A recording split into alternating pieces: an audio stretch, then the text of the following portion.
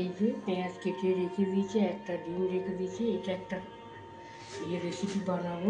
পেঁয়াজ ধোয়া কাটা হয়ে গেছে, ধোয়া হয়নি। ঘরে পাতা টক দই, এটাও ভাত দিয়ে খাওয়া হয় দুপুরের সময়। আর এই একটা আলু আমি কেটে রেখে দিয়েছি গোল গোল করে, এটাও আমি একটা রেসিপি বানাবো। ডিমগুলো আমি ধুয়ে রেখে দিয়েছি, এটাও আমি একটা রেসিপি পরে করবো। কী করবো সেটা এখনো ঠিক করিনি। আর এই যে আমি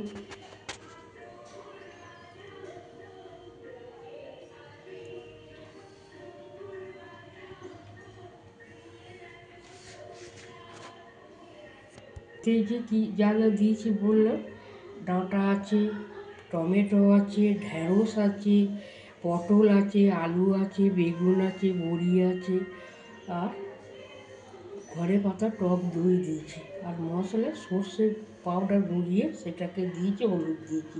তারপর যখন দ্বিতীয়বারে যখন ওটা মেখে আবার সম্বরে যাকে বলে দেওয়া হয়, সেটা আমার ভাজা মশলা। তাতে আছে 5 ফোড়ন, সর্ষে, জিরে, ধনে, মৌরি সব কাঠখোলায় ভেজে এটাকে গুঁড়িয়ে নিয়ে তারপরে কড়াইয়ে তেল দিয়ে লঙ্কা দিয়ে এটাকে সম্বুরে দিয়েছি। একে বলে সম্বুরা।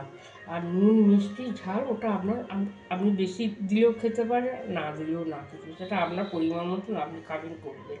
কিন্তু আমি সমানভাবে দিই, খেতে কিন্তু দারুণ হয়। দেখছেন না, এই জিনিসগুলো দেখেই মনে হচ্ছে না যে বিয়ে বাড়ির উচ্ছেগুলোকে একটু প্রথম ভেজে নিয়েছি, বড়িগুলোকে ভেজে নিয়েছি, আর